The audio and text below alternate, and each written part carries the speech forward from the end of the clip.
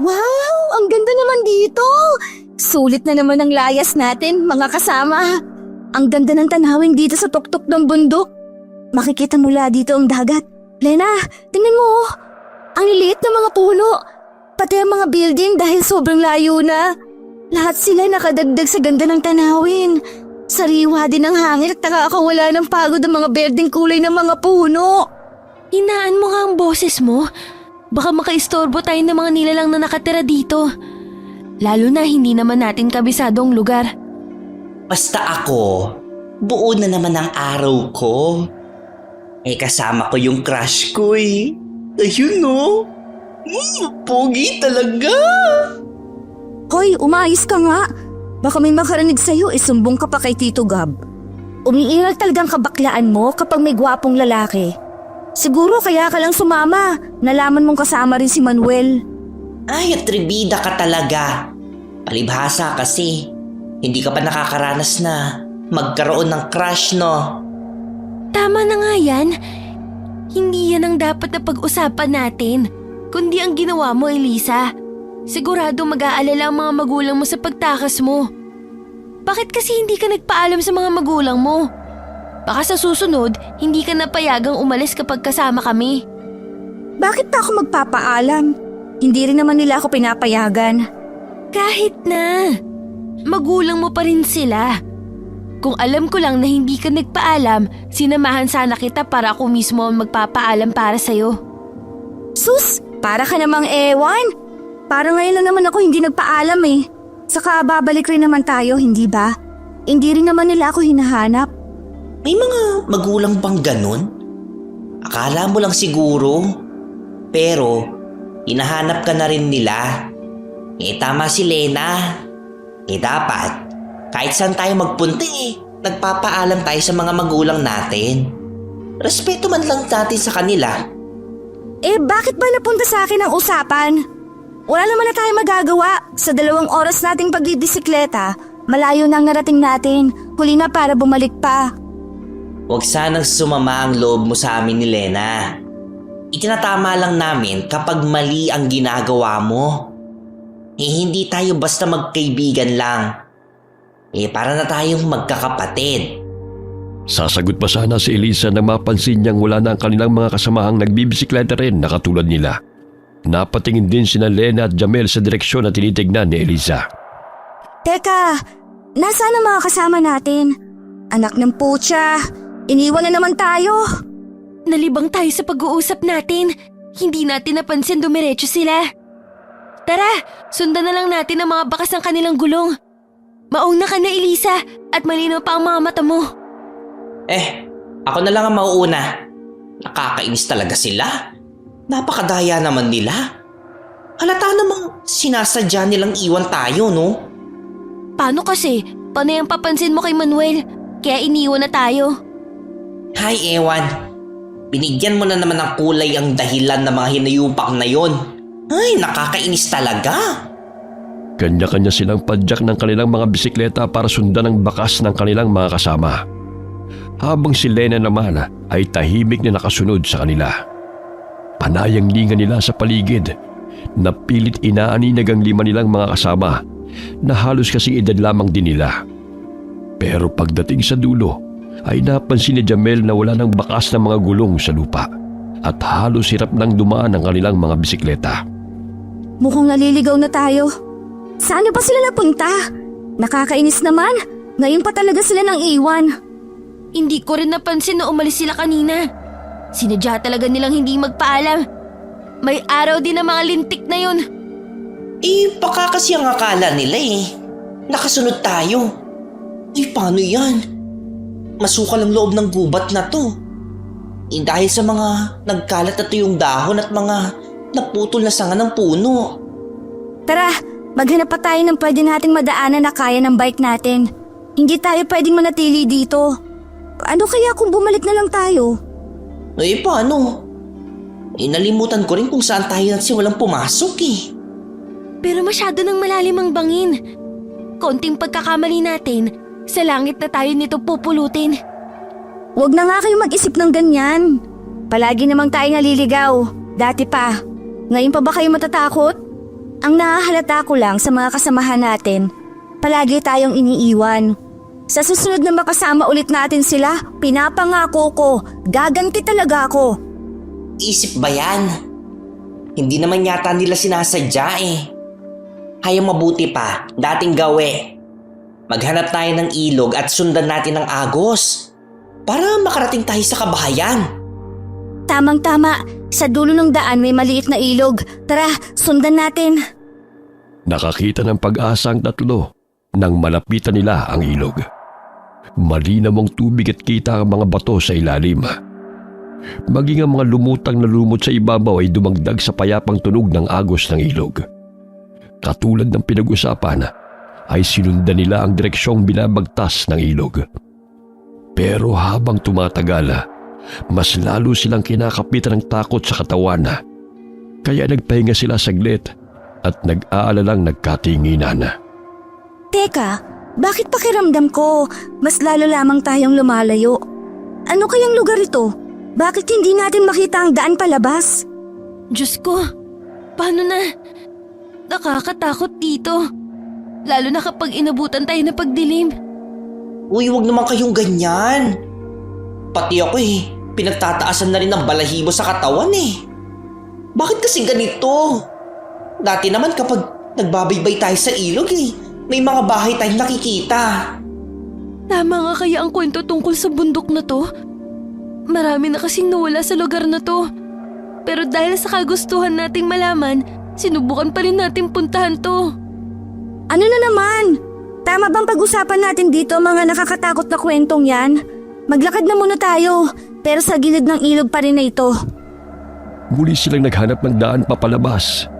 Pero lumipas ang kalahating oras ay huminto ulit sila sa paglalakad habang akay ang kanilang mga bisikleta.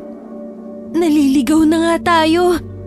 Masyado nang madilim ang lugar na to. Para silang mga kuweba dahil sa malalagong dahon ng mga punong tumataklob sa ilog. Ano nang gagawin natin? Sandali, tignan nyo. Nakikita nyo bang usok sa dulong bahagi ng ilog na to? Ay, salamat. Paniguradong may bahay dyan. Teka, sandali. Bakit na naman? Mahirap nang magtiwala sa lugar na to. Hindi natin kabisado ang mga tao. Paano kung may mga kanibal din dito? Ano ka ba? Pelikula lang ang kanibal, walang katotohanan yon. At isa pa, magmamasid muna tayo bago tayo hihingi ng tulong. Kaya huwag ka na mag-isip ng kung ano-ano. Sakit mo sa puso no? Napilitan na lamang si Eliza at Lena na sumunod kay Jamela habang akay ang kanilang mga bisikleta papalapit sa pinagmumulan ng usok. Ilang minuto nilang nilakad ang daan papunta sa dulo. At sa wakas ay nakakita sila ng mga bahay na may malinis na kapaligiran. Maraming nakatanim na iba't ibang gulay at lahat ng mga bahay ay pare-pareho ang mga itsura. Ang bubong ay yari sa kugon, ganun din ang mga dingding. Sa gilid ay nakita nila ang isang matandang lalaki na nag-iihaw ng laman loob. May mga taong nakapila para bumili. Grabe naman. May baryo pala sa lugar na to? Isang buong tribo ang napuntahan natin. Tingnan mo ang mga tao. Lahat nakabahag ng telang puti. Parang nagmula sa katsa o lampin ng mga bata. Pero grabe ha. Ang mga lalaki, malalaki ang muscle. Ang tatangkad at halatang batak na batak sa trabaho. Nako, hanggang dito ba naman dinadala mo pa rin ang katarayan mong bakla ka? Umayos ka nga. Ay sus! Para naman kayong mga hindi babae. Tara na nga. Sa palagay ko naman yata marunong silang magtagalog. Ipinagpatuloy nila ang paglalakad at pagmasid sa galaw ng mga tao na abala sa pagbili ng inihaw ng matandang lalaki. Umupo muna sila sa isang bakanting kubo habang pinapanood ang mga tao. Lahat ay sumusulyap lang na parang mga walang pakialam na may dayo sa lugar. Pagkalipas ng ilang minuto, ay may napansin si Eliza sa kilos ng matandang lalaki. Napapansin ba ninyo yung tindero ng ihaw? Sus, ang alin na naman. Kung ano-ano na lang ang napapansin mo. Para kasing bulag yung matanda. Tingnan ninyo, Kinakapa ng kanyang kamay ang nakatuhog na bituka sa lalagyang planggana bago inilalagay sa umuusok niyang ihawan. Baka naman malabo lang ang mga mata. Halata namang nakakakita siya eh. Tsaka, paano naman niya maitutuhog ang mga bituka sa stick kung hindi siya nakakakita? Wag na nga yan ang pansinin nyo. Malapit ng dumilim ang paligid. Ang mabuti pa, makiusap tayo sa matanda na kung pwede sa kanya muna tayo pansamantalang tutuloy para magpalipas ng gabi. Bakit naman sa kanya pa? Marami naman nandiyan sa tabi oh. Kasi sa lahat, siya lang ang mukhang tao. Tingnan nyo, mga nakabahag sila. Hindi ako komportable sa kanila. Tsaka mas magandang lumapit tayo sa mas nakakatanda sa atin para matino silang kausapin at maayos hingian ng tulong. Kung sa bagay, may punto ka naman. O paano? Magsasabi na ba ako? Tangulang ang isinagot ni Elisa kay Jamela na bahagya pang nakatirik ang mga mata at panayang ipid ng maisin itong buhok sa tenga nito. Tumayo ito at lumapit sa matandang nagluluto. Palibas ay 2 na lamang ang natitirang tao sa pila, ay agad silang tumayo para lumapit sa matanda. Kaya mas lalong pinagmasdan ni Elisa ang mga mata ng matanda. Kaya napansin niyang balot ito ng kulay puti. Parang meron itong sakit na katarata. Bili na kayo mga ineng! Masarap at malinam naman bituka ng baboy. Tikman nyo, libre tikim, para malaman yung masarap talaga ang aking paninda. Naku, salamat na lang po. Wala kasi kaming dalang pera eh. Ang totoo po niyan naliligaw kami. At hindi namin alam kung saan ang daan palabas ng bundok na ito. Taga saan ba kayo? Taga Santo Tomas po. Abay, bakit ang layo na nang narating nyo? Paano kayo napadpad dito sa Barimaltok? 4 na oras ang kailangan nyong lakarin mula rito. Para marating ang labasan ng gubat. Halos lahat ng mga nakatira dito ay puro mangyan. May mga dala po kaming bisikleta. Marami po kaming magkakasama kaya lang. Iniwan po kami at naligaw sa baryong ito. Ay, ganun ba? Ilan ba kayo magkakasama? Ang totoo po marami kaming magkakasama. Pero nang iwanan kami, 3 na lang po kaming natitira. Si Lena, Elisa at ako po. Paano ba yan? Hindi ko kayo matutulungan samahan para ihatid sa labasan dahil sa kalagayan ko. Medyo mahirap ako makakita Pero may naaanino naman ako na konting liwanag. Elisa, Lena! Lumapit kayo dito. Nang marinig ni Elisa ang pagtawag ni Jamela, ay saka lang din sila mas lumapit sa matanda at pinakinggan ang mga sinabi nito. Hindi naman po kami magpapahatid. Makikiusap lang po sana kami. Na kung pwede po makituloy muna kami sa bahay ninyo. Kahit isang gabi lang po. Baka po kasi abutan kami ng pagdilim sa daan. Makasalubong po namin ang mababangis na hayop sa gubat. Nako, tama ka. Mabuti magpalipas muna kayo ng gabi sa bahay ko. Tama lamang na ako ang nilapitan nyo. Pwede naman kayo matulog doon pagpasesahan nyo lamang ang bahay ko at masyadong makalat. Marami pong salamat, Lolo. Lolo Tipo na lamang ang itawag nyo sa akin. Hindi may paliwanag ni Elisa ang kabang bumundol sa kanyang dibdib nang marinig ang malakas na pagtawa ng matanda. Nagtataka naman ang 3 na seryoso silang nagkakatinginang magkakaibigan. Ang weirdo naman ng matanda. Bakit parang ang saya pa niya? Tumahimik ka nga. Baka marinig ka. Imbis na matuwa baka hindi niya na tayo patuluyin sa bahay niya. Isang gabi lang naman tayo mananatili sa kanya Kaya huwag ka nalang magsalita. Ay, maraming salamat po Lolo Dipol sa pagtanggap po ninyo sa amin. Pasensya na po talaga. Nakoy, walang problema. Masaya nga akong nakatulong sa inyo. Dahil nagtiwala kayo sa akin. Ang mabuti pa'y umuwi na tayo. Ililigpit ko lamang itong mga natira kong paninda. Kung gusto nyo sa inyo na lamang itong bituka ng baboy.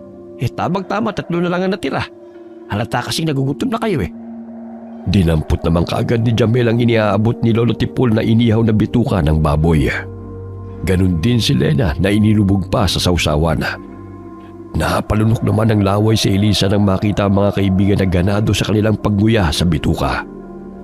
Pero sa kabila ng pagkatakam niya sa kinakain ng mga kaibigan, ay tinanggihan niya ang iniaabot sa kanya ni Lolo Tipol. Itinulak niya yon ng kamay, kaya't si Jamel naman ang sumalo. Napakasarap naman pala, Lolo, ng tinda niyong inihaw na bituka ng baboy. Kaya naman pala, ang haba po ng pila. Sulit kasi ang lasa eh. Salamat naman na gustuhan mo. Kakaiba talaga ang lasa ng ihaw ko. Halos dito na ako tumanda sa pagluluto ng mga pagkaing pantinda ko eh. Bukod kasi sa malinam namang bituka ng baboy, masarap din ang lasa ng aking sausawan. Nilalagyan ko pa nga ito ng pipino pampabango. Sarili kong tanim ang pipino, kaya malaki talaga ang kinikita ko. Sapat sa aking mga pangangailangan. Siya nga pala, itapon niyo sa basurahan ko yung mga basura niyo ha. Bawal magkalat dito. Ang galing naman ng lugar na to. Hindi katulad sa bayan, kaliwat kanan ng basura. Lolo, malayo po ba ang bahay ninyo dito? Mukhang naiinip na ang kasama niyo. Tayo na, nang makapagpahinga na kayo. Hindi naman malayo ang bahay ko rito. Sa dulo ng nakataling lubid na ito, nandun lamang ang bahay ko. Gusto ko kasi medyo malayo ng konti sa mga tao para hindi ako nakakaperwisyo sa mabahong amoy ng tapa kapag nagpapatuyo ko ng mga karne ng baboy. Para saan po ba ang lubid na hinahawakan nyo? Masyado kasi mabigat itong mga dala ko. Mas mahihirapan ako kung may dala pa akong tungkod. Dito akong mahawak para sa direksyon papunta sa bahay ko. Hirap na kasi ako makakita Paano po pala kapag may nagloko sa inyo at itinali sa ibang direksyon ng lubid na kinakapitan ninyo? Naku, sa putikan ako pupulutin. Mababait naman ng mga tao rito. Wala pa namang nangyayaring ganyan sa akin. Ano po ba ang trabaho ninyo bukod sa pagtitinda po ng ihaw? Mahilig akong gumawa ng patibong. Nagpapatulong ako sa mga mangyan sa pagkuha ng mga kawayan. Kaya sumunod na lamang kayo sa akin para hindi kayo mahulog sa mga pinaghukayan ko na puno ng mga matutulis na kawayan. Ako na po ang magdadala ng mga dala ninyo. May dala naman po kaming bisikleta kaya hindi po mabigat. Salamat. Iba kasi kapag tumatanda na. Hindi naman po halatang matanda na kayo. Malakas pa rin ang inyong katawan. Ilang taon na po ba kayo? 68 taong gulang na ako. Ako kaya, umabot sa ganyang edad? Siya nga po pala, tungkol po sa patibong.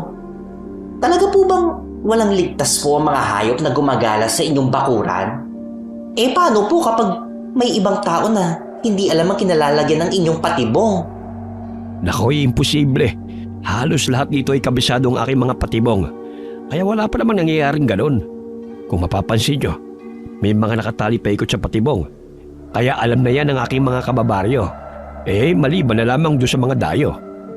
Habang naglalakad ay pumasok sila sa bahagi ng kakahuyan. Tumawid ng tulay na yari sa kawayan. At naglakad pa ng ilang minuto bago narating ang kakaibang bahay. Gawa yun sa mga pinagpatong-patong na mga bato na may katamtamang sukat. Kapansin-pansin ang mga maliliit na tapayan na nakapatong sa mga estante ng bahay. Siguro nagtataka kayo kung bakit ganitong klase ang bahay ko. Marami kasi mababangis na hayop sa gubat na ito. Kapag ganito ang dingding, di kagad nila napapasok ang aking bahay. Sige na, maupo muna kayo at ihahanda ko pansamantala nyo matutulugan. Ano po yung naaamoy kong nabubulok na karne? Ano ka ba, Elisa? Ayun ba? Ang naamoy mo ay mga nakabilad na mga karne ng baboy rabo. Itinitinda ko rin yun sa mga tao. Kasi kung minsan, ay sila na ang pumupunta rito para pakyawin ang aking paninda. May mga nilaga pala ako na saging na sabas sa kaldero. Mainit pa yon. Baka gusto nyo kumain. Naku, nakakahiya na po sa inyo. Naku, huwag na kayo mahiya. Masamang tumanggi sa grasya. Isa pa ay kapag pagkain, hindi ako nagdadamot. Malas at walang kwentang tao madamot sa pagkain.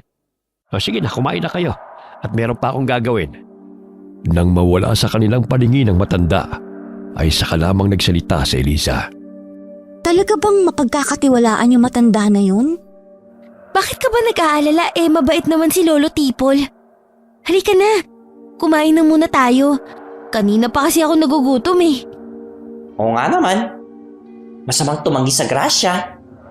Agad silang nagpunta sa kusina para kumuha ng mga saging na nilaga sa kaldero.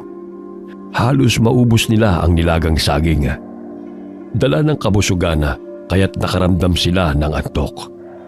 Isa-isa silang naghanap na matutulugan hanggang sumiksik sila sa bangko na yari sa kawayan.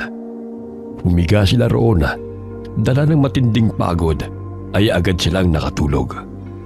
Pagkaraan ng isang oras na pagkakaidlip ni Elisa ay naramdaman niya ang matinding init sa katawan. Madilim na rin ang paligid. Tahimik ang loob ng bahay na tanging insekto lang ang kanyang naririnig. Tinanggal niya ang binti ni Lena na nakadantay sa kanyang hita. Tulog na tulog pa rin ito. Akma na sanang babangon sa pagkakahiga si Elisa nang mapansing wala si Jamel sa kabilang bangko na pinaghigaan nito kanina. Lena, gumising ka, bilisan mo. Si Jamel, wala sa kanyang higaan. Bumangon ka muna dyan. Bakit ba? Antok na antok pa ako eh. Si Jamel, wala sa kanyang higaan. Tingnan mo. Baka umihi lang. Ito naman parang nawawala ng nanay. Inilingan ng dalawa ang paningin sa paligid at matyagang nakaabang ang mga mata sa pintuan. Pero walang Jamel na pumasok. Kaya't napatayo na si Eliza sa bangkong kinauupuan. Agad nilang nilapitan ang matandang nakabaluktot habang mahimbing na natutulog sa isang katre. Lolo, gising po kayo. Bakit? Nawawala po si Jamel. Alam niyo po ba kung saan siya nagpunta? Nako, ang alam ko ay natutulog lamang siya sa tapat niyong upuan. Baka naman tinawag ng kalikasan. O di kayo umihi. Nako, pasensya na. Wala kasi akong palikuran. Pero kanina pa po kaming naghihintay sa pagpasok niya. Tinamaan ng lintik. Baka naglakad-lakad. Pagkatapos ay nahulog sa aking patibong. Tuluyang napabalikwas ng bangon si Lolo Tipol. Halata rito ang pagmamadali at pag-aalala. Lalo namang kinabahan sina Elisa at Lena sa kaligtasan ng kanilang kaibigan. Dahan-dahan pa ang kilos ni Lolo Tipol dahil malabo ang mga mata nito. Kumuha muna ang matanda ng tungkod saka bumaba ng katre. Agad nitong nilapitan ang pinto saka binuksan. Kung totoo po na lumabas ang kaibigan namin, bakit po kaya nakasarado ang pinto sa loob? Hindi ko rin alam. Teka, may pinto nga pala ako sa kusina. Baka doon naman siya dumaan. Lolo, tulungan niyo po kaming hanapin si Jamel. Nakikiusap po kami. Pero papaano? Malabo ang mga mata ko, lalo na sa gabi. Hanggang sa mga patibong ko lamang kayo masasabahan dahil may mga tali akong nahahawakan. Pero kapag wala, isa pa niyo akong aalalayan. Hanapin niyo si Jamel. Mas makabubuting wag na kayo magdala ng bisikleta para maayos ang inyong paghahanap. Jamel! Nasaan ka na ba? Huwag ka na munang sumigaw sa ganitong oras ng gabi. Nagkalat na mababangis na hayop. Teka, kukunin ko lamang ang aking ilaw na gagamitin niyo sa paglalakad. Sana naman walang nangyaring masama kay Jamel. Halika kayo. Sumunod kayo sa akin. Ito. Hawakan niyo tong sulo nang makita niyo ang daan. Nakita ni Elisa ang tali na nakatali sa mga puno na parang mga sampayan ng damit. Humawak si Lolo Tipol sa tali, saka nagsimulang maglakad. Dala ng matinding pag-aalala ay nauna nang maglakad si Elisa sa dalawa at panayang pagtawag sa pangalan ni Jamel. Elisa, huwag ka nang pumunta sa dulo, baka mapahamak ka. Nasaan na kasi si Jamel? Kahit kailan talaga layas ang lalaking yun. Talagang wala si Jamel. Diyos ko, nasaan na ba yun? Ilang sandali lang ay narating nila ang mga balon na ginawa ng matanda. Pero walang bakas na magpapatunay na may taong nahulog doon. Mukhang wala nga dito ang kaibigan niyo. Wala akong nadidinig ng mga kaluskos sa lugar na ito. Ang nakakatakot lamang baka naligaw na. O di kayo may nakakuha na sa kanya ng mga nilalang na nagtatago sa dilim. Po? Nilalang ng dilim? Ano po ang ibig ninyong sabihin? Sila yung mga aswang, engkanto at halimaw. Pero ang sikat sa lugar na ito ay ang aswang na nangunguha ng mga kabataan na ang edad ay 15 taong gulang pababa. Hindi ko pala naikwento sa inyo kanina kasi maaga kayo natulog. Marami na ang mga batang nawawala sa lugar namin. Halos lahat ay hindi na natatagpuan. kahit ang kanilang mga katawan. Kung ganun po, kailangan mahanap natin agad si Jamel. Mas delikado po palang manatili sa lugar na to kesa sa mababangis na nakatira sa gubat. Sa tono po ng pananalita ninyo, Lolo, marami ng mga batang kinukuha ng aswang na tinutukoy ninyo. Pero bakit wala po kayong nababanggit sa amin? Hindi nga tayo nagkaroon ng oras na pag-usapan dahil natulog nga kayo. Paano na po ang kaibigan namin? Gusto ko man kayong samahan pero magiging pabigat lamang ako dahil sa kalagayan ko. Kayo na lamang ang maghanap sa kaibigan ninyo. Mabuti nang may maiwan dito para kung bumalik man siya may makakausap ka agad. Mag-iingat na lamang kayo ha. Huwag kayo masyadong lalayo.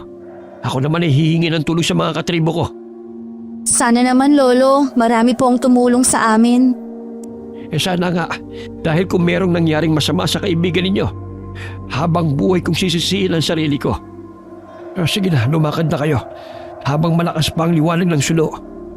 Halos magmadali sina Eliza at Lena sa paglalakad, habang naiwang nakatayo si Lolo Tipol sa tapat ng patibong nito. Hinabol na lamang sila ng tingin ng matanda. Saan naman natin hahanapin ang bakla na yun? Naku, kapag nakita ko talaga siya, kukurutin kong singit niya. Sandali, huwag daw tayong lumayo. Madilim at halos nagkalat ang mababangis sa hayop dito sa gubat. Pakiramdam ko, may mga nagtatago sa mga likod ng mga yan. Nasa utak mo lang ang takot. Naniniwala ka naman sa matandang yon. Parang ang hindi bulag eh. Alam ang mga nangyayari sa mga paligid. Pakiramdam at pandama lang ang ginagamit nila. Pero kadalasan, talo pa nilang mga taong nakakakita. Pero nagbubulag-bulagan sa totoong nangyayari sa paligid. Sandali, wala ka bang naririnig na ingay? Huwag mo na nga akong takutin. Sandali silang tumigil sa paglalakad, habang pilit na pinakikinggan ang ingay na nagmumula sa mas madilim na kakahuyan. Ilang sandali pa ang lumipas, ay muling narinig ni Elisa ang malakas na alulong ng aso. Dahil doon ay napakapit siya sa braso ni Lena. Aso ba yun o aswang? Teka, akala ko ba huwag tayong maniniwala kay Lolo Tipol? Bakit ngayon namumutla ka at nanginginig sa takot? Ikaw kasi... Hindi na naituloy ni Elisa ang mga sasabihin nang biglang may dumaan sa kanilang harapan. Mabilis ang takbo at lumika ng isang ingay na naghatid ng kilabot sa kanila. Parang asong may nakakatakot na mga mata. Diyos ko, anong nilalang na yun? Ang bilis kumilos at panay ang angel na parang aso. Talaga bang itutuloy natin ang paghahanap sa kaibigan natin? Oo. Kaya ba ng konsensya mong iwanan si Jamel sa ganitong klaseng lugar? Baka naman babayra mo o di kaya usaang nilalang na dumaan sa harap natin. Tao ang nakita ko, pero may magulong buhok. Pagapang siyang tumakbo at sa bilis niyang kumilos, hindi na natin nakita ang itsura niya. Umakbang pa ng isang magkaibigan bago napahintulit nang makita ang isang nilalang na nakatayo sa unahan ng kanilang nilalakaran. Kahit madilim ay alam nilang nakangisi ang tao na nakaharang sa kanilang dinaraanan. Kailangan pa niyang ibaling sa kabila ang suno para lang makita ang itsura ng taong nakatayo. Nang tamaan ito ng liwanag na nagmumula sa kanilang ilaw, ay isa lamang ang napansin ni Elisa. Diyos ko, mapupula mga mata niya, Helena. Umayos ka nga! Natural na magkulay pula. Dahil tinamaan ng liwanag na nagmumula sa dala nating sulo. Hindi siya tao. Madalas ako magbasa ng mga libro, kaya alam kong tungkol sa mga nakakatakot na nilang sa gabi. Kaya ko lang naman sinabing walang katotohanan ng mga sinasabi ni Lolo ay dahil sa mga librong nababasa ko. Pero iba ito. Totoo na ito, Lena. Bigla na lamang humangin ng malakas, nakamuntikang pumatay sa sindi ng kanilang sulo. Pero dahil malakas ang apoy sa hawak na sulo ni Eliza, nanatili yung may apoy. Pero halos mapasigaw sila ng malakas nang bigla na lamang may humila sa kanilang binti, dahilan para matumba sila sa lupa.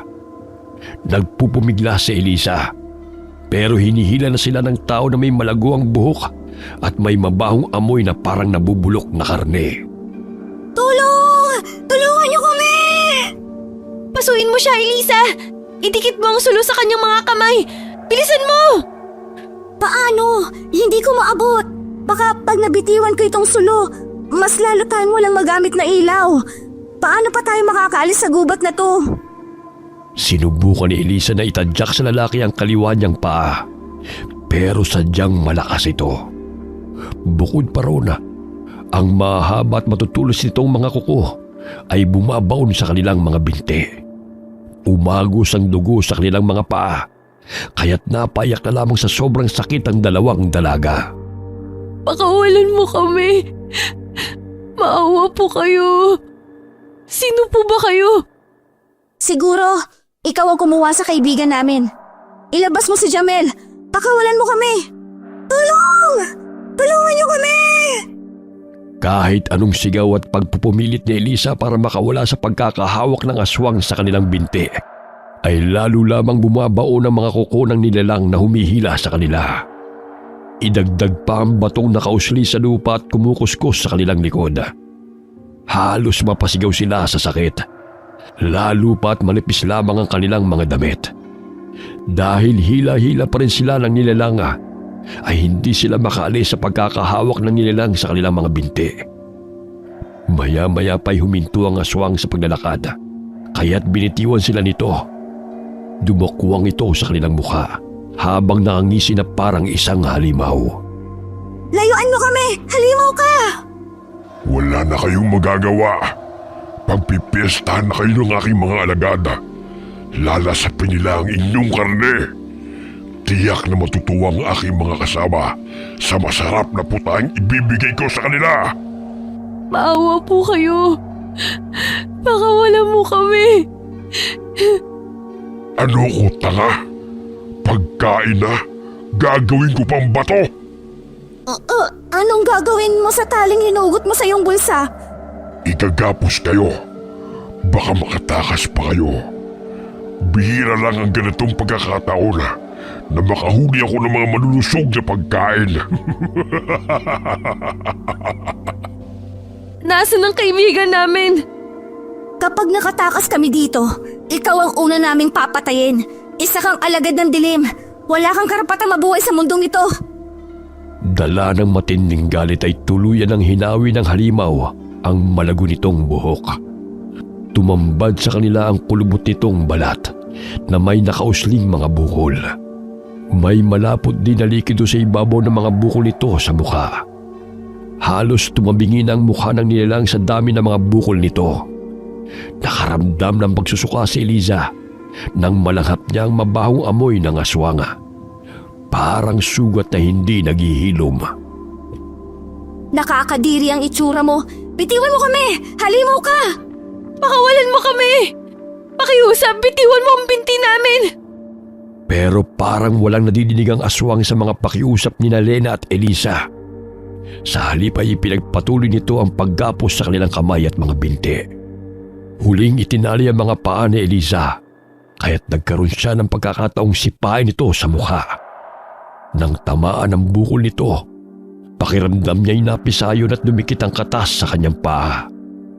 Napasigaw ito sa sobrang sakit habang tinatakpan ng mga palad ang sarili nitong mukha.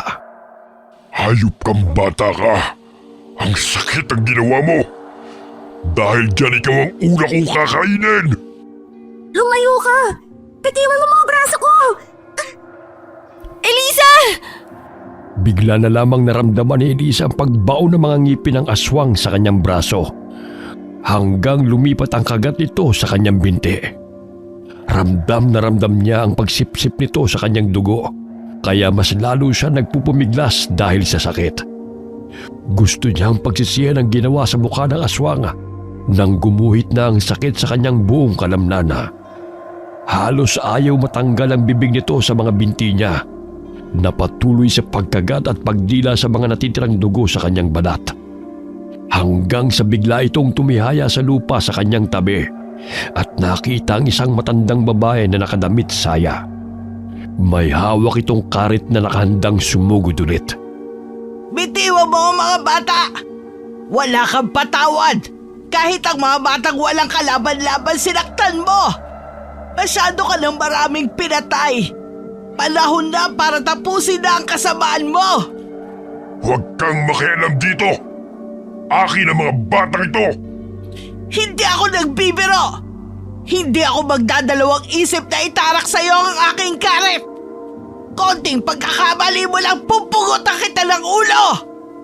Halata sa mga mata ng aswang ang takot nang biglang kumislap ang talim ng karet ng matandang babae. Imbis pasugod, ay dahan-dahan itong umaatras papunta sa madilim na bahagi ng gubat. Akala ni Elisa na takot ang aswang, pero bumuelta lamang ito pasugod. Binangga ng ulo nito ang matandang babae. Halos magkasabay na bumagsak sa lupa ang dalawa. Pero mas mabilis kumilos ang matandang babae at nagawa pa nitong masugatan ang aswang sa braso. Halos mamilipit sa sakit ang aswang. Lalo pa itong napasgaw sa galit nang umagos ang dugo nito. Hindi! Ang sakit! Magbabayad ka! Tanda mo yan! Pagsisisihan mong nakialam ka sa akin! Yun ay kung kaya mong gamutin ang sugat na nasa braso mo! Hindi yan maghihilom! Kahit tahiin mo pa yan! Habang buhay na yan magiging sugat! Hindi ka matatahimik sa kirot! Lalo na kapag malamig ang klima! O di kaya'y malakas ang ulan! Hindi! Parang kidlat na nawala sa kanilang harapan ang nagwawalang aswang dahil sa bilis nitong kumilos. Nang mawala ito sa kanilang paningin, ay saka sila nilapitan ng matandang babae. Baka sa mukha nito ang matinding pag-aalala. Napahagulgol na lamang ng iyak sina Lena at Eliza nang mailigtas sila ng matandang babae. Maraming salamat po sa pagkakaligtas ninyo sa buhay namin. Ang kaibigan po namin nawawala. Kinuha po siya ng halimaw na yon. Tulungan po ninyo kaming mahanap si Jamel. Tulungan niyo po kami. Si Elisa po maraming kagat sa binti at braso. Nagdudugo pa rin hanggang ngayon. Kaya kailangan magamot ko agad ang mga sugat ni Elisa para hindi kumalat ang hawa ng aswang sa katawan niya. Sandali at puputulin ko lang ang mga gapos ninyo sa braso at binti. Mabuti na lamang pala narinig ko kayong sumisigaw. Dahil kung mas nahuli pa ako ng dating, baka kung ano pa ang mga nangyaring masama sa inyo. Kitang-kita ni Elisa nang tumayo ang matanda at pinutol ng hawak nitong karit ang kanilang gapos sa braso at binti. Sa sobrang talas nito, ay isang pasada lamang ng talim ang ginawa ng matanda at agad na naputol ang tali. Dahil si Elisa ang may sugat, siya ang inalalayan ng dalawa para makaalis sa lugar na yon. Ilang minuto ang itinagal ng kanilang paglalakad nang makita nila ang maliit na kubo na gawa sa kugo ng bubong at kawayan ng dingding. Saka lamang nila naramdaman ang kaligtasan. Akala ko maliit lang ang bahay ninyo, Lola. Pero ang laki po pala sa loob. Dahil gawa ng sikretong silid sa ilalim ng lupa. Bakit ganito po ang itsura ng bahay mo, Lola? Dahil isa akong antingerang palaging nanganganib ang buhay sa mapagpanggap na aswang. Lalo na sa gabi. Dito ka muna maupo sa malapad na bato. Medyo may kabigatan ka rin kaya pakiramdam ko. Hihikain na naman ako. Ang ganda po nitong silid ninyo sa ilalim ng lupa. Kakaiba talaga ang silid na ito. Kahit nasa ilalim tayo ng lupa. Naririnig ko ang ingay sa labas. Nakikita mo ba ang nakalitaw na kulay puting bato sa dingding na ito? Idikitin niyo ang inyong tenga sa bato at maririnig ninyo ang ingay na nangyayari sa labas. Halos mabingi nga ako sa sobrang ingay ninyong dalawa. Kaya po pala narinig niyo ang aming sigaw. Oo, tama na muna ang tanong. Ang mahalaga ay ligtas na kayo at mabigyan agad ng pangunang lunas ang sugat ni Elisa. Sige po, ang sakit pa rin po ng sugat ko. At saka hindi nawawala ang paghihibot-hibot ng aking laman sa loob. Dahil lang mga aswang ay may mga dalang lason sa ating katawan. At kapag hindi naagapan, para silang rabis na kakalat sa iyong dugo hanggang sa utak para gawin kang aswang na kagaya nila. Dito muna kayo at kukuha muna ako ng dahon ng salapang. Nagkatinginan ng dalawa dahil sa narinig na pangalan ng halamang gamot mula sa matanda. Saglit lamang itong nawala. Pagbalik ay may dala na itong isang uri ng halaman na may bulaklak na kulay lila. Ano pong mga halaman na yan? Ang lapad naman po ng dahon. Kakaiba po ah. Ang maliit na bunga maraming buto. Para saan po ba yan, Lola? Ito ang tinatawag na salapang.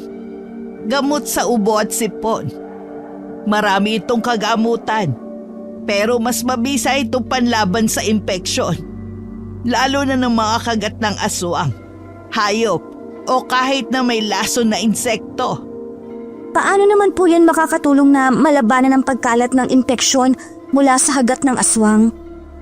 Ilalaga ang katas ng mga buto at ang dahon naman ay didikdikin ng bato.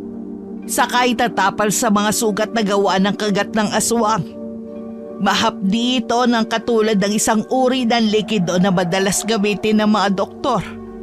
Pero pagkatapos naman ng sakit, ay makakaramdam ka ng konting pamamanhid sa bahagi ng may kagat ng aswang. Ngayon lang po kasi kami nakakita ng ganyang klaseng halaman na may maraming kagamutan. Dahil mga albularyo lang naman ang nakakaalam nito. Lalo na kapag nakatira ka sa kabundukan may malayong ospital. Ito talaga ang mabisang gamot laban sa mga lason. Pagkatapos ipaliwanag ni Lola Marga ang tungkol sa halamang dala nito, ay pinanood ng dalawa ang kilos ng matanda.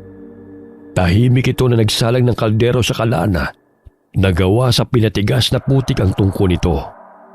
Pero si Elisa ay nagtataka sa kakaibang galaw ng matanda. Kung paano ito naging malakas at mabilis sa pakikipaglaban sa aswanga. Lola, ilang taon na po ba kayo? Abae, 65 taong gulang na ako. Bakit mo ba naitanong? Nagtataka po kasi ako sa inyo kanina pa. Ang bilis ninyong kumilos at may kakaiba rin na lakas.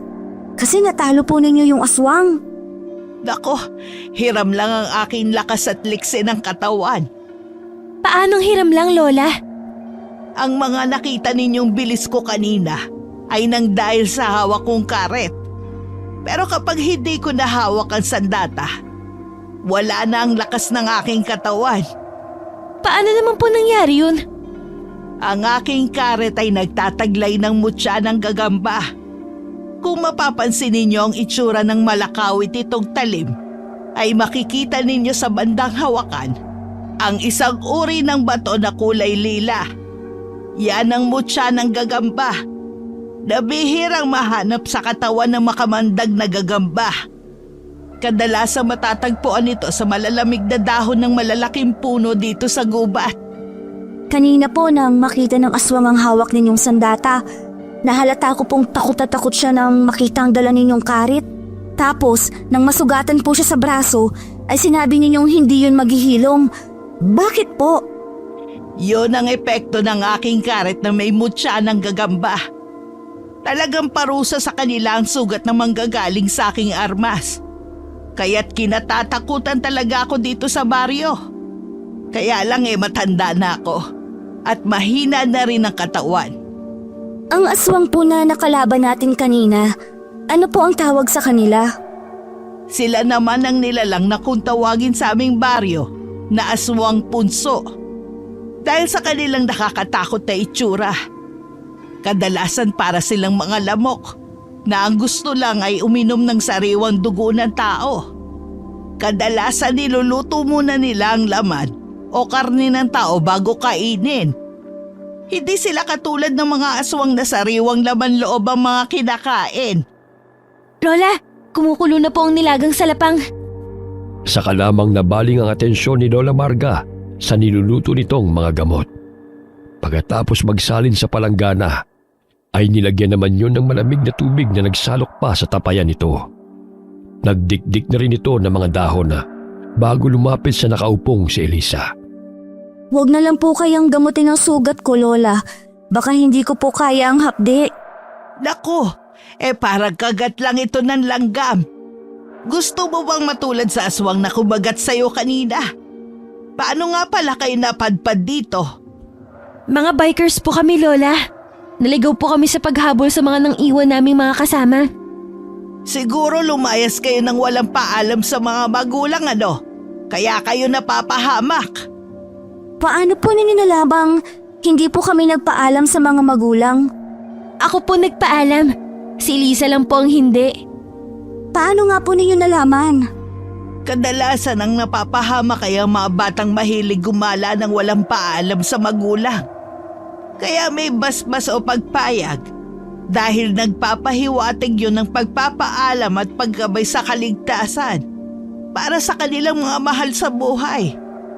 Karma ang tawag sa mga batang napapahamak dahil sa katigasan ng ulo.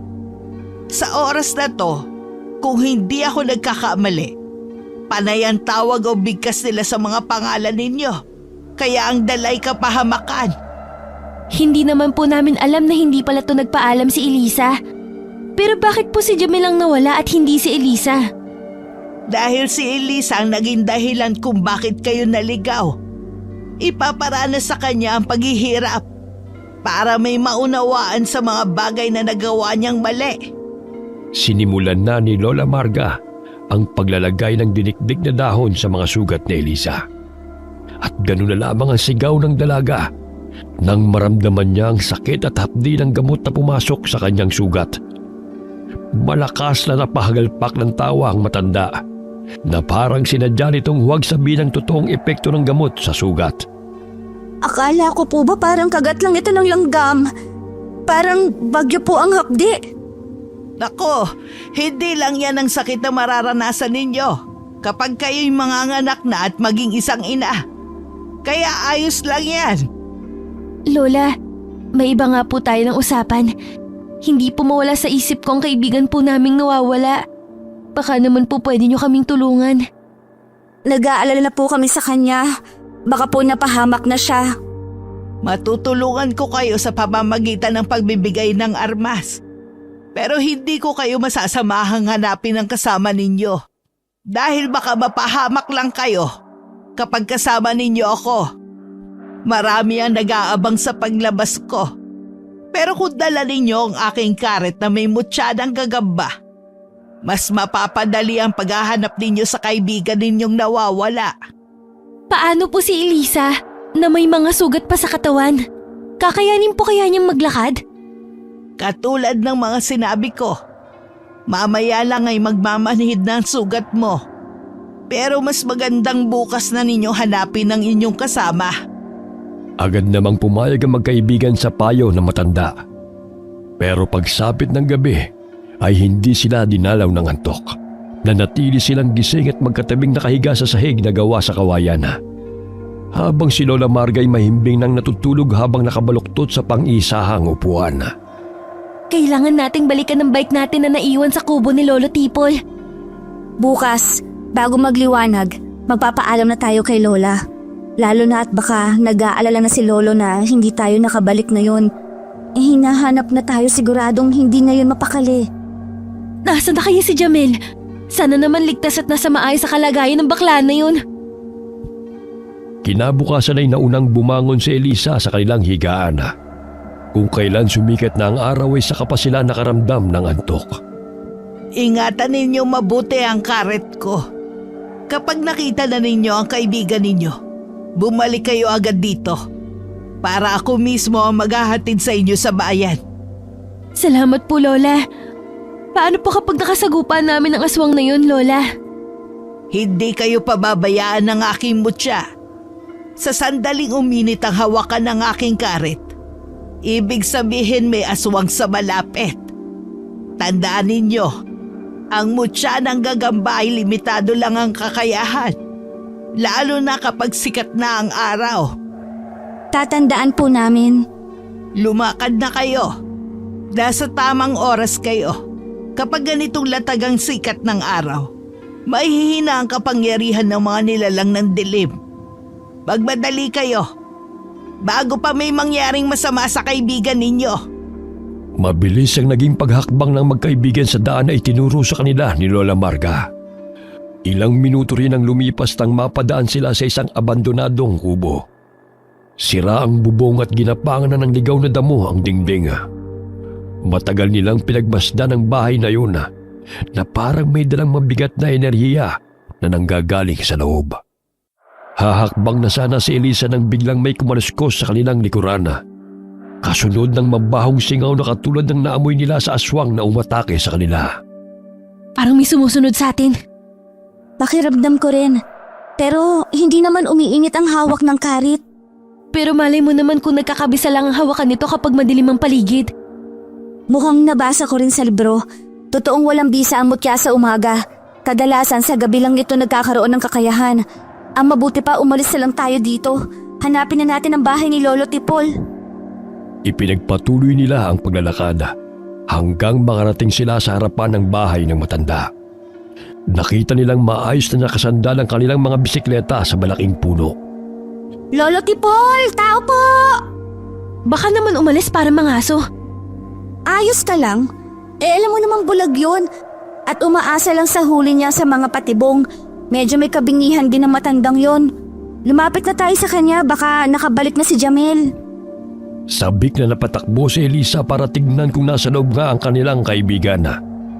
Pero nadatna nilang nagluluto ang matanda habang nakasuot ng jacket na kulay asul. Lolo! Diyos ko naman kayo mga bata kayo. Pinag-alala niyo ako. Saan ba kayo nagpunta? Kagabi hinanap ko kayo. Nagpatuloy na nga ako sa mga tao rito para malaman kung nasaan na kayo. Nahanap niyo ba si Jamel? Pasensya na po, Lolo. May nangyari po kasi sa amin. Tama po kayo, may aswang sa gubat na ito. At nasugatan po ako. Si Jamel, hindi namin siya nahanap. Anong gagawin na po namin? Yan na nga din ang inaalala ko. Sana ba nagpunta ang kasama niyong yun? Kung sana hindi siya umalis. Maaaring ngayon ay makakauwi na kayo. Ang mabuti pa ay maupo muna kayo. Kamusta ang sugat mo, Elisa? Mabuti na po. Nalagyan na po ni Lola Marga ng gamot ang sugat ko. Siya nga po pala. Magsisimula na po kaming maghanap sa kaibigan namin. Nagpakita lang po kami sa inyo para hindi po kayo mag-alala. Ganun ba? Salamat naman at hindi ka malubhang na sugatan. Hindi man lang ako makatulong sa inyo. Naku, huwag niyo po isipin ang bagay na yon. Nagpapasalamat po kami dahil may natuluyan kaming bahay. Ang mabuti pa ay kumain muna kayo ng almusal bago kayo pumunta sa gubat para may lakas kayo sa paghahanap. Tatayo na sana si Lolo Tipol nang hindi sinasadyang masagi ng paa nito ang itinabing karit ni Elisa. Dahil iniwasan niyo ng matanda, nawalan ito ng balanse at natumba sa sahig. Halos mamilipit ito sa sakit ng katawan. Ang mas napansin ni Elisa ay ang pagyakap ng isang palad dito sa brasong nasaktan. Mabilis itong napatayo na parang ayaw magpalapit sa kanila. Lolo, ayos lang ba kayo? Bakit parang may dugo? Ha? Ay, wala to. Naaksidente kasi ako kagabi sa paghahanap sa inyo. Pero parang dumudugo, Lolo. Ayos lang ako. Kumuha muna kayo ng pagkain sa kusina. Gagamutin ko muna itong sugat ko sa kaliwang braso. Hindi na hinintay ni Lolo Tipol na lumapit si Elisa. Mabilis itong naglakad papalabas ng bahay. Naiwan silang natigilan sa biglang pagbabago ng kilos ng matanda. Bakit parang mabilis gumalaw si Lolo Tipol ngayon? Akala ko ba bulag siya? Ikaw ba naman ang matumba at masaktan? Hindi bibilis ang lakad mo? Tsaka ang sugat niya, gaano kaya kalala? Para kasing malalim at mahaba ang sugat niya. Halata sa dumikit na dugo sa manggas ng jacket niya. Hayaan mo na, baka ayaw lang na matanda na tulungan natin siya. Hindi na nagpaalam sina Elisa at Lena kay Lolo Tipol nang umalis sa bahay nito para muling hanapin si Jamel. Pero pagdating nila sa gitna ng gubat, ay nakita nila ang ibang mga tao na naghahanap din sa mga anak na nawawala. Kaya kahit papano'y nagkaroon sila ng kasama sa paghahanap, lahat ay nabigong makita ang kanilang kapamilya. Kaya't nagsimula ng mapahagulgol ng iyak ang magkaibigan. Kahit madilim na ang paligid, ay hindi sila tumigil sa paghahanap sa kaibigan. Nawawalan na ako ng pag-asang mahanap pa natin si Jamel. Naisip ko nga na baka iniwan lang tayo ni Jamel para humingi ng tulong sa iba o di kaya hinanap niya ang ating mga kasama para humingi ng tulong. Ang gulo na nga ng isip ko habang lumilipas sa mga oras na hindi natin nahanap si Jamel. Nakakapag-alala na baka nga patay na siya. Diyos ko, wag naman. Pero imposible. Hindi niya iiwan ang kanyang bisikleta. Mahal na mahal niya yun eh. Dapat pala, dinala na lang natin ang mga bisikleta natin. Nang marami tayong mapuntahang mga lugar na maaaring puntahan ni Jamel. Tama lang na maglakad tayo. Hindi siya makakapaglakad na malayo. Hindi tayo pwedeng lumayo, sabi ni Lolo. Kailangan na nating bumalik. Habang naglalakad sina Elisa at Lena, ay bigla silang napahinto sa tapat ng makapal na damuhan. Dali-dali silang nagtago dahil napansin nilang matanda na lumabas sa bahay nito. Nakikita mo ba ang nakikita ko? Si Lolo Tipol yun ah. Tsaka, bakit parang hindi siya bulag? Ang bilis niyang kumilos oh. Naloko na. Sinasabi ko na nga ba at parang may mali? Unang kita ko pa lang sa mga kilos niya, may hinala na akong hindi siya totoong bulag. Ang mabuti pa, sundan natin. Saan kaya siya pupunta? Parang ibang nararamdaman ko sa mga nakikita natin ngayon. Para siya mismo magdadala sa atin sa kinaroroonan ng kaibigan natin. Tara, kumilos na tayo. Nakalayo na siya at hindi na tayo mahalatang sumusunod sa kanya. Magaan ang mga hakbang ng paa na magkaibigan. Palihim silang sumunod sa matandang may dalang maliit na basket na yari sa uway. Malakas ang kabang bumundol sa dibdib ni Elisa habang patuloy ito sa paglalakad hanggang huminto ito sa tapat ng isang kubo. Teka, hindi ba at ang kubong yun na nakita natin kanina? Anong ginagawa ni Lolo Tipol sa bahay na yun? Sigurado ka ba na ang bahay na yan ang nakita natin kanina? Oo, hindi ako maaaring magkamali. Ang sirang bubong at maraming damong ligaw sa dingding ang aking palatandaan. Hindi kaya naririyan si Jamel? Hindi yun ang tumatakbo sa isip ko.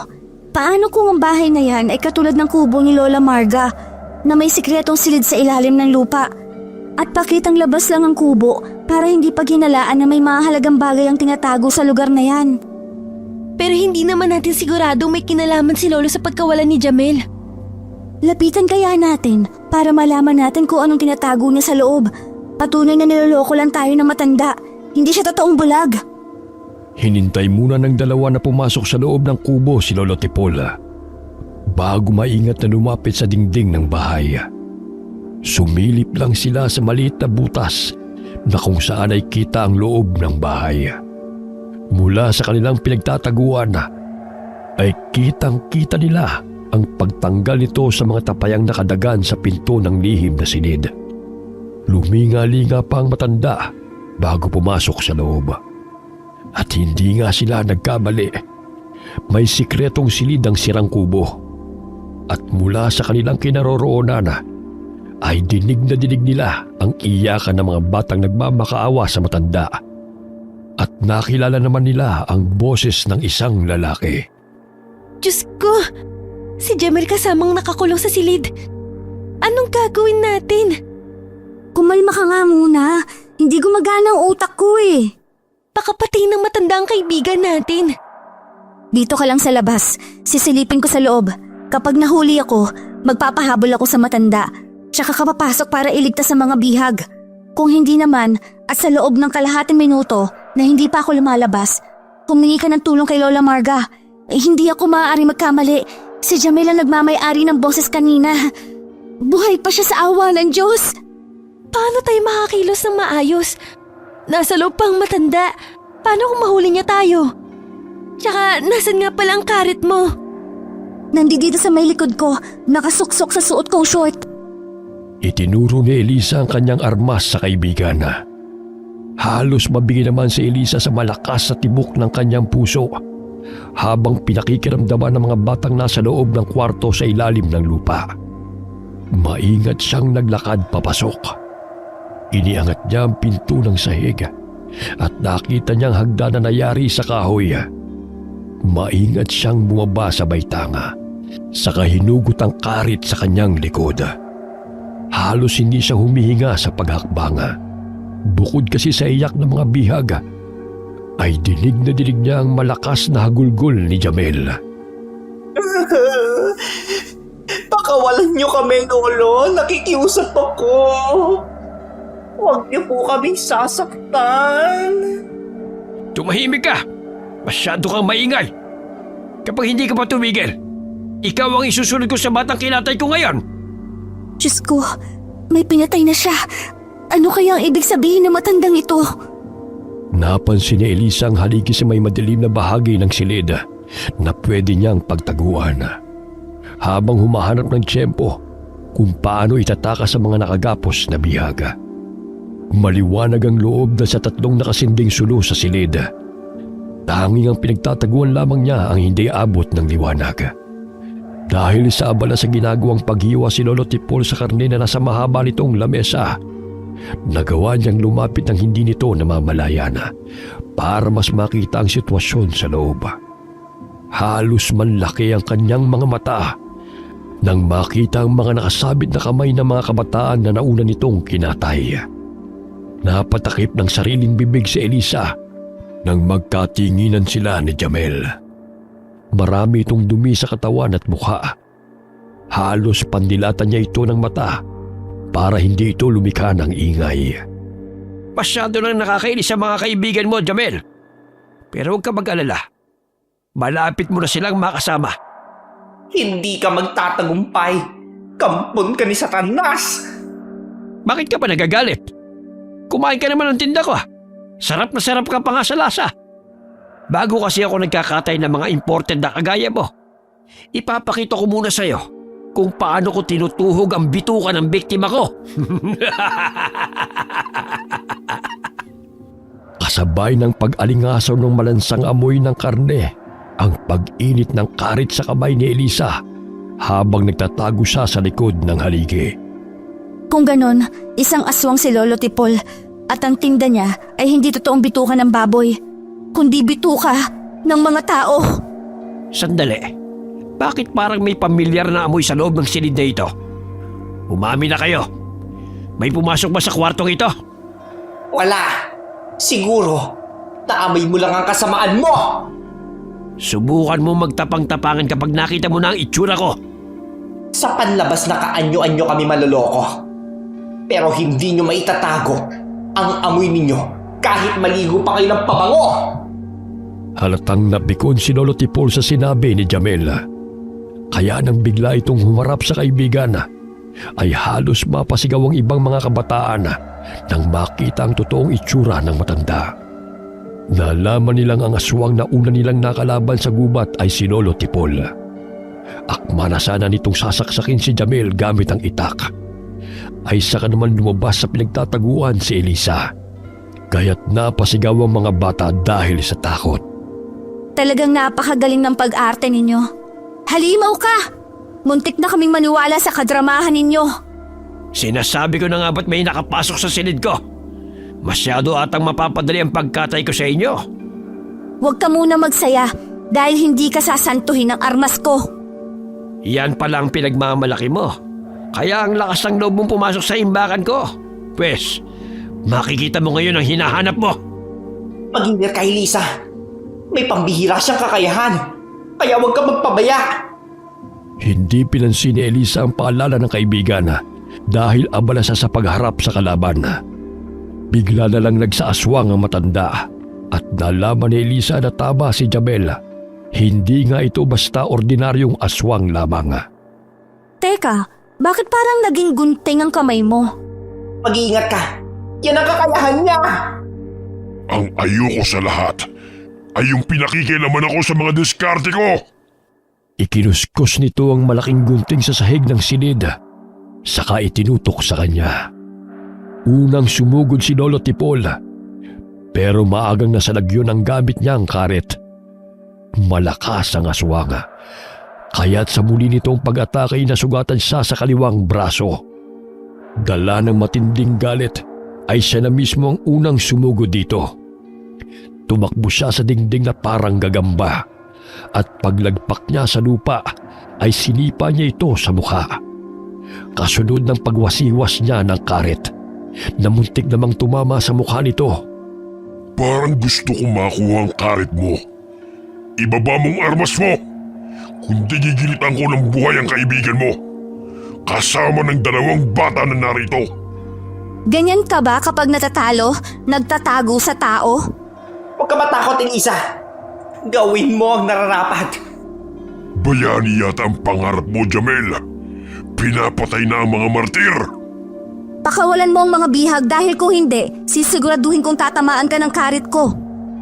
Hindi na natapos ni Elisa ang kanyang sasabihin nang nahagip ng malagunting na kamay ng matanda ang hawak niyang karet.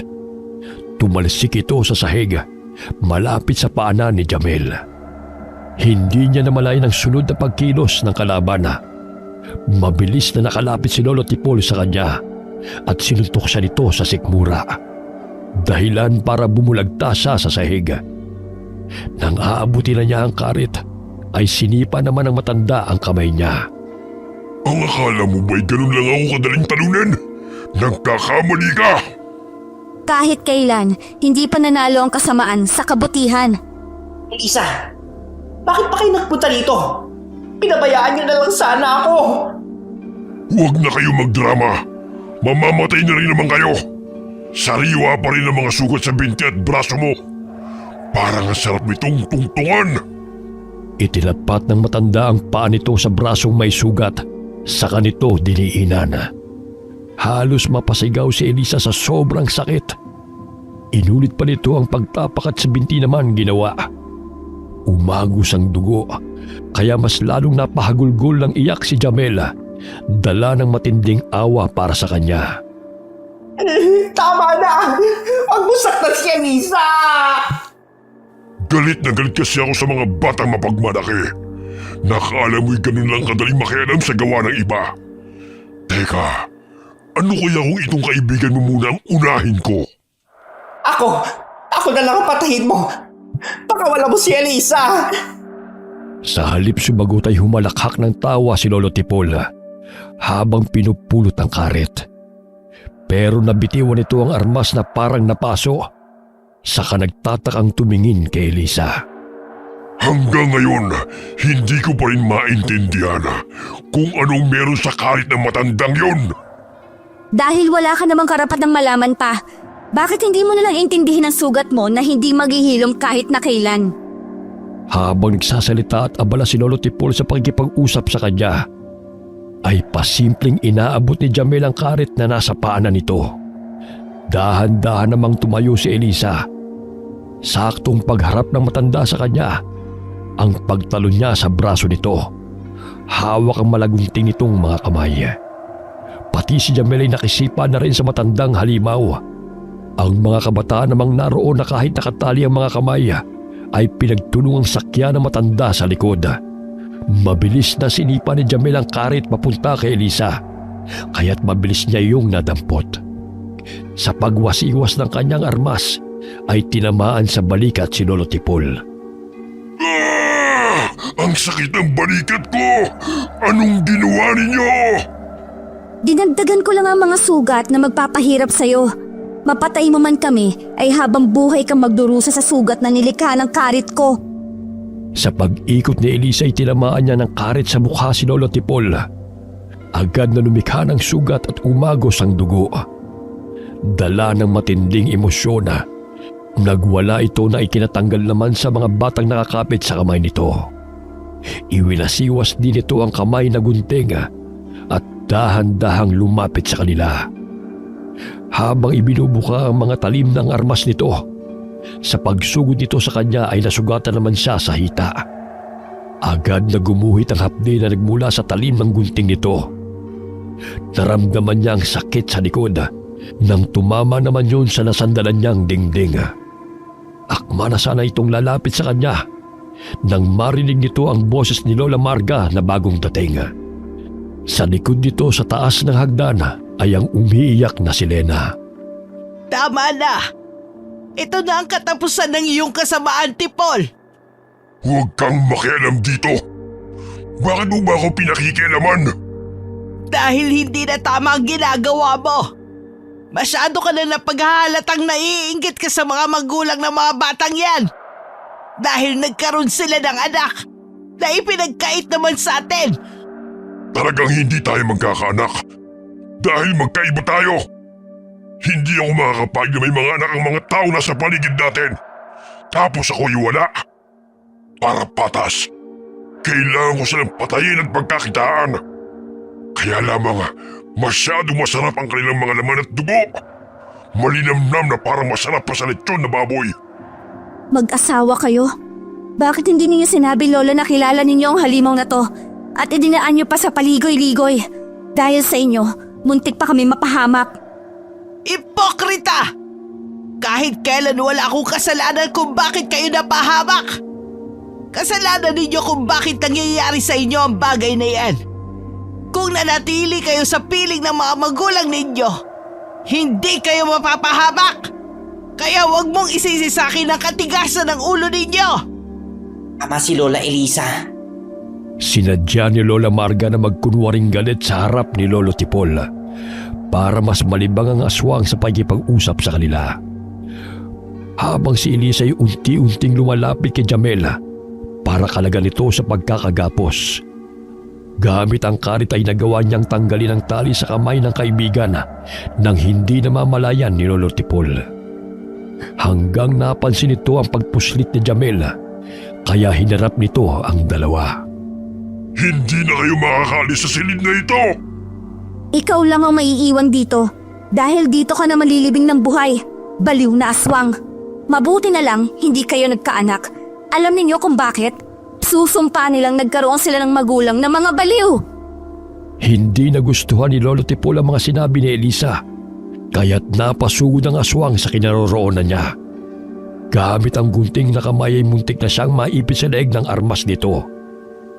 Mabuti na lamang at kumilos si Lola Marga para atakihin sa likod ng matanda gamit ang kamao. Pero hindi yun ininda ni Lolo Tipol. Sa halip ay sinakal nito si Lola Marga.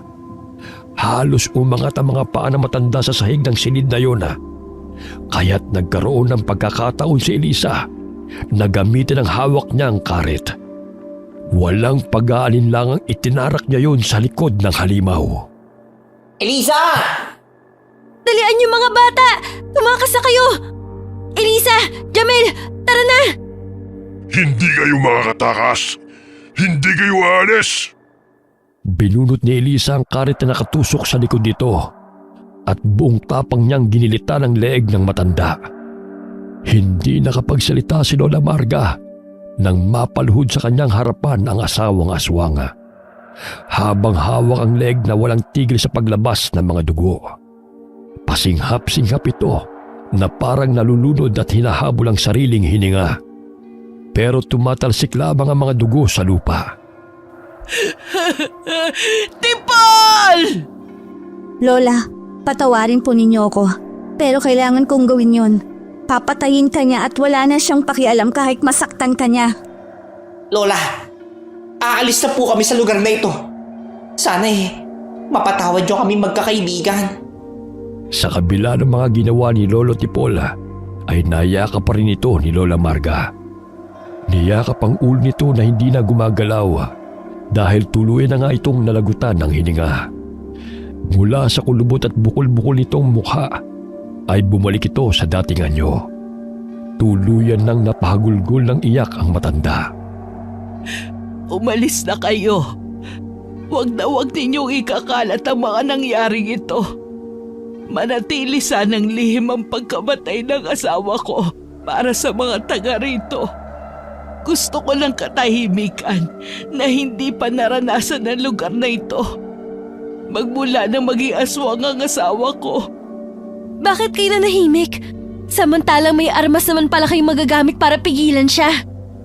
Magkakaasawa rin kayo. At balang araw kapag nagmahal kayo na sobra, matatakot kayong mawala ang taong yun. Pero dahil marami na siyang napapatay, kasama na ako sa mga pumatay sa mga batang pinatay ni Tipol. Makakaalis na kayo. Paano po ang karit? Itatago ko na lamang ito para sa mga aswang na patuloy na gumagala sa lugar na ito. Tandaan ninyo maging silbing aral sana sa inyo ito. Opo, Lola. Hindi na kami uulit pa. Tuluyan na ngang iniwan ng tatlo ang matanda sa silid ni Lolo Tipol. Kasama ang dalawang bata na nailigtas nila sa kamay ng aswang na matanda. Binalikan lamang nila ang kanilang mga bisikleta at ang mga magulang mismo ng dalawang bata ang naghatid sa kanila papunta sa labasan. Saka lamang sila nakahinga ng maluwag nang sa wakas ay nakita na nila ang kalsada. Sa dulo ay may mga ilang truck na nakahinto at sasakyan ng mga pulis. Si Mama at Papa, kasama ng mga tanod, naghihintay sila sa atin. Hinahanap pala ako ng mga magulang ko. Si Papa kasama nila. Si tatay at nanay din kasama nila. Tara, lapitan natin ang mga magulang natin. Halata sa kanila ang pag-aalala. Halos magkarerahan ng tatlo sa pagbibisikleta para agad makalapit sa kinaroroonan ng mga magulang. Napuno ng iyakan ng tagpong yun ng mga nag-aalalang magulang nila. Saka lamang din nila nalaman na ang gubat na kanilang napuntahan ay hindi pa nararating ng mga tao.